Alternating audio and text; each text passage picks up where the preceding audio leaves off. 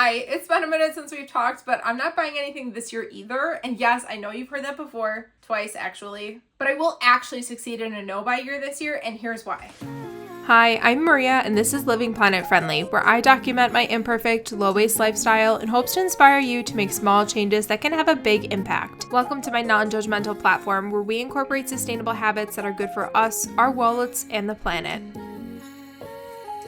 I have been so overwhelmed with clutter in my home over the last couple of months, which I guess is nothing new considering this time last year I made a video very similar to this talking about clutter in my home and starting a no-buy year. It was my first official no-buy year and it was helpful but not successful, so we'll get into that later. We've been decluttering over 2,000 items from our home every single year for the last few years. This year is 2,025 items.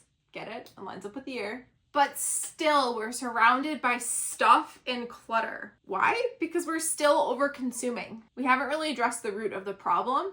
We're over-consuming less than we were, but we're still over-consuming. Let's rewind. I started off 2023 with the intentions of doing a full no-buy year and decided just on a whim to start it on January 1st and see how I did. Then I got married in March and fell off the wagon completely with the no-buy year. Life was really busy. It was just a lot to try to do at that point in time. So we took a step back and decided to shop sustainably for the rest of the year. In 2024, I started a no-buy year with very loose guidelines and not a lot of them. But we did spend time preparing for it, so it was very helpful. We were figuring out where we were overspending and then making our yes list and our no list of what we could and couldn't buy. And it ended up being super broad. We did really well with the no-buy year until about July last year, and then I realized I was just starting to say, I work hard for my money, like I deserve this. It was also the time when we dumped a lot of our savings into our basement renovation, which looks great now, and I don't regret spending the money at all. But after that, I just started justifying purchases more and more, and I never stopped. One of the things I've been doing is replacing things in our kitchen that are toxic with non-toxic stuff, so I'm replacing plastic and non-stick things and turning to glass and stainless steel, and that costs money.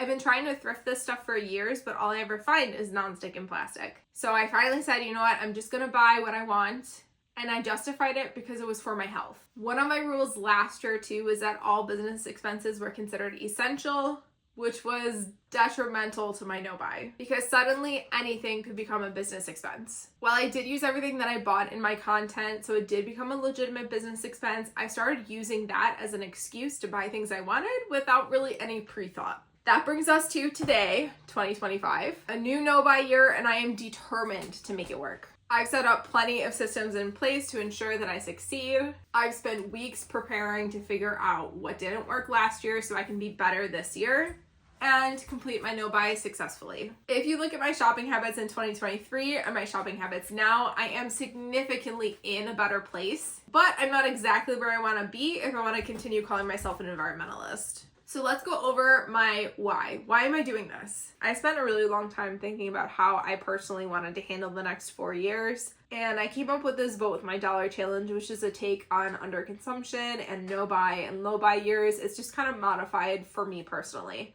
Feel free to take any of this information and modify it for your own challenge. I'm trying to pay off $22,000 in student loans, which was my goal last year, but my loans ended up being in forbearance due to the Save Plan litigation. So I didn't end up making any student loan payments last year. So I've since started to make those payments, and my goal is $3,000 a month until they are gone, which hopefully would be July 1st. Knock on wood. Your particle board, not real wood. Anyways, I'm also self-employed and I feel like I need to start putting money into retirement again. I had 401ks at previous jobs. I'd put in $100 a week or whatever it was to it, and I just need to start that again. So last year I opened a Roth IRA and my goal is to max it out. This year I use Robinhood. And one of the things my husband and I are really proud of is the fact that we have zero consumer debt, and I would like it to stay that way. We put everything onto credit cards just for the reward points, but we pay off our credit card balance in full at the end of every single month. I would like to continue my life with no consumer debt if possible. I have also learned deeply over the last couple of years that buy nice or buy twice is a real thing. Dupes are out because they just break in a couple of months. And then you're buying them again. And they're just never as good. That's a fact for 99.9% of things. But in order to be able to buy nice and aim for that minimalist luxury, you need to have money. In the end of 2023, our toaster oven started on fire and we needed a new one. We got the cheapest toaster oven we could find, which was around $80. And I was really nervous buying one secondhand, so we bought this one new. It lasted 8 months before I had enough. It never worked right, so we splurged and bought a Breville Smart Oven Air Fryer Pro, and we use it every single day, several times a day. We've never had any issues, and it works perfectly. But it was $300 on sale. Most toaster ovens are between $100 and $150. But out of most of the reviews that I read, people said that they had their Breville Smart Oven Air Fryer Pro for up to 10 years, which is incredible considering we went through 2 cheaper toaster ovens within 3.5 years. So buy nice or buy twice. Since I've started buying nice, I have noticed that I have not needed to replace things nearly as much. One of the things I've really struggled with in the last 2 years is being too broad on my rules, because I worried that if I was too strict and laid everything out, that I just wouldn't be able to do it.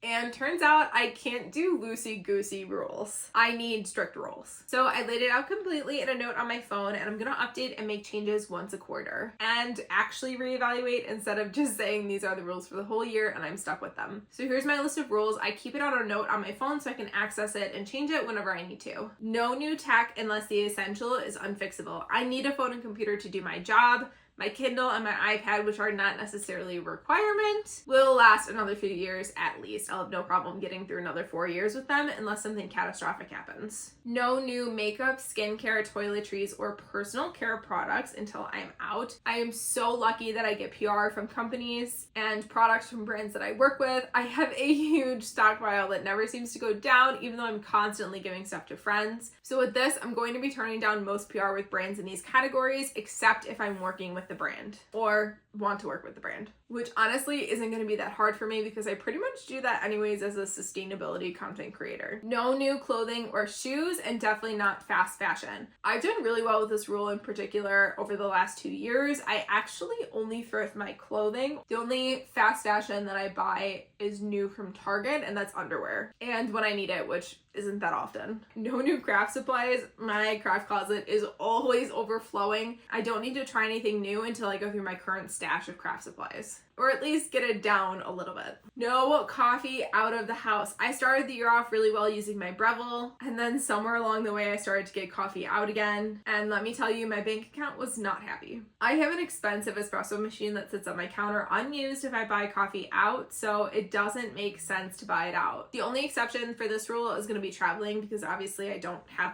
my espresso machine with me. No random trips to Target. I need to go in with a list and get what is only on the list. I also canceled Prime for the majority of last year. I did have a couple months with Prime because I needed some business materials fast that I just couldn't get in person. But I have worked out all of those kinks now, so Prime is gone. And beyond that, I am minimizing my purchases on Amazon. Amazon has so many issues, and they have donated a lot of money to Trump's campaign. So I'm gonna do what I can over the next few years and vote with my dollar. I'm also not buying new decor, kitchenware, plants, or candles. I have a giant stash of candles. I don't need to buy any, and I don't have any more room for decor at the moment. And I'm also happy with my decor and my beautiful plants. I will propagate what I have if necessary, but I'm not buying any new ones. Kitchenware is the only questionable thing on my list that I don't know if I'm gonna be able to stick to completely, because it is part of my job and I do a lot of recipes and recipe testing, and sometimes I need a new tool. So this may have exceptions, but it has to be for very good reasons. And at this point, I don't foresee needing an exception because I have so many kitchen tools. I'm sure something I have can get the job done. No new books. I have 500 books on my TBR. I don't need any more. My rotating bookshelf is always full, and I have a ton of audio and Kindle books that are on backup. That'll get me through at least 2 years of reading.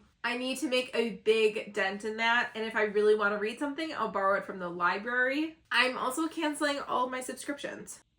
I pay for Spotify once a year. I buy a $100 gift card online, and then it's an entire year of Spotify Premium, so that doesn't apply. But I canceled Kindle Unlimited, Audible, Netflix, Disney Plus, and Hulu. I don't need them. I don't really use them regularly. I do use Spotify every day, and I do use my credits on Audible, but not really Kindle Unlimited. And I watch my specific shows or movies. So I've started thrifting physical media as a way to combat rising subscription prices, because physical media is forever. And if I have a show with new seasons I want to catch up on, I will subscribe for 1 month, watch that show, and then cancel. This alone will probably save me $1,000 a year. This might be hard for people to do because I know a lot of people come home from work and decompress by watching TV. I don't do that. I read. So my plan is to read my actual TBR and then reevaluate with the no book situation next year. Okay, that was a lot of no's and a lot of rules, so let's go over my exceptions. First off, our mortgage. That's essential spending. Any bills, groceries, home repairs, renovations, pet food, vet visits, and medication are all considered essential. I'm not even tracking anything like that against me for my no-buy. I am tracking to see how much we spend in a year, but it doesn't count toward my no-buy. It's separate. We're just curious on how much we actually spend per year. We need a house and food to live, and we're always going to care for our pets, so those costs are essential. One of the things that I realized about 2024 is that I never gave myself an outlet, so I have a no-limit thrifting list. Things that I can buy as much as I want of. They don't count against me. It's quite literally no limit. Within reason. My house is only so big. On my list is physical media because I canceled all my subscriptions, so I'm always collecting physical media. Glass jars, I use them for canning and for my small business, and sometimes they can be hard to find, so when I find them, I pick them up. This one's surprising, but I can thrift holiday decor whenever I want. I find the best pieces at the most random times throughout the year, and I'm always looking for more holiday decor. Natural clothing is another no limit thrift. This is going to be a new series that's coming out this year, but I'm trying to thrift cotton, linen, wool, and cashmere to replace a lot of the acrylic and just kind of plastic clothing that I have in my closet. I will be doing a closet clean out soon and going through and seeing what my closet's actually made of. And home products as needed has to be on my thrift wish list, which is a note that I keep on my phone. Like a second pie dish is on my list. I can thrift one, but I can't just see a pretty dish that's not a pie dish and go, oh, I need that, because I really don't. So home products are only as needed, no browsing the aisles, which is so sad. A couple exceptions that I have in general are any gifts for family for birthdays or holidays. My family is a gift-giving family. My husband and I don't really do gifts for each other. His birthday is at the end of January though, and I did buy him a game that he wanted to play on Steam and then a signed copy of one of his favorite books. So those are considered exceptions. I've also pre-ordered 2 books already, which isn't something that I typically do, but these were special editions that I wanted. So Onyx Storm and Sunrise on the Reaping, those are the only 2 new books that I'm allowed this year. Any other books that I want can go on a wish list and I'll ask for them for Christmas. And my last exception is a very broad exception. It's a replacement of something if I'm totally out. Like if I run out of shampoo or toothpaste tabs, I'm gonna buy more, but I have to be totally out of them. Or something essential in the home breaks, like I don't know, my Stanley just decides to fall apart one day, then I can replace it with something else as long as it's a high quality upgrade. Again, I'm buying nice, I'm not buying twice. And I'm gonna try to thrift those replacements when possible. Okay, that was a lot of information. Like I said, I need to be strict and lay everything out. How type A of me. Let's talk about how I'm gonna do this, prepare, and execute.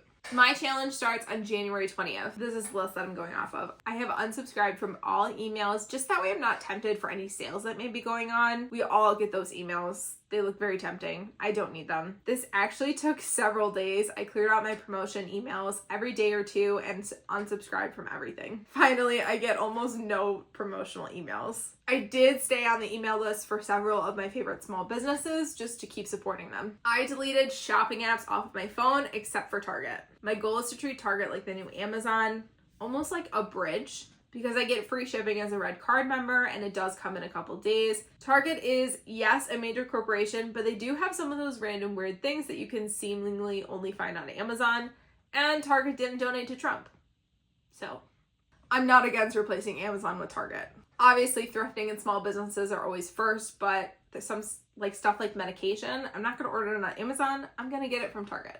I have been decluttering my main spaces. I still have a lot to do, especially my office, but seeing what I have and what I actually use has been helpful for me to not buy similar products that I've had but I didn't use. I'm tracking all of my spending down to the penny. For my business, which I did anyways, for our combined finances, for our home, and my personal finances, my personal spending credit card. My husband and I have a budget. We always have. This year we're tracking every single penny of expenses. Again, very type A of me. And then I set my personal budget for month for $250. This can be for personal expenses, thrifting, or business expenses. So then after our essential bills, my $250 personal budget, and our combined spending, every other penny is going towards student loans for both me and my husband. One thing that has also really helped me get out of the over-consuming mindset is starting a wish list on my phone. But when I see something on an ad on social media that I want, I don't just immediately go buy it. It goes on the wish list where it sits until one day I look at it and think, I didn't really need that. I started this wish list actually back in November, and it has helped me not impulse purchase so much. I used to add stuff to an Amazon wish list that I had with family members, but then I would just justify the purchase to myself the more I looked at the actual listing. So now the name of the product and approximate cost go on the wish list. It is January 9th, and so far I've done really well. The only thing that I've actually added to my cart and then not bought, which would have been considered an impulse purchase, was the Lover records from Live from Paris. I have the Lover vinyl, but the Live from Paris track is one that I do listen to, but I could not justify once I added it to my cart, once I went to do shipping and tax, it was almost $60, and I couldn't justify spending $60 on a collectible when I can literally just go to Spotify and play the playlist. Will I regret this in the future? Maybe. At this time, I feel really good about not spending that money, especially on an impulse, because I got the notification that they were there and they were sold out within the hour. It would have definitely been an impulse purchase because I didn't even know that this was coming. So far in the first 9 days, we spent some money on essential bills, pet food. We've eaten out once. We've gone to get some groceries. We've bought some gifts. We've done some home purchases for our basement renovation.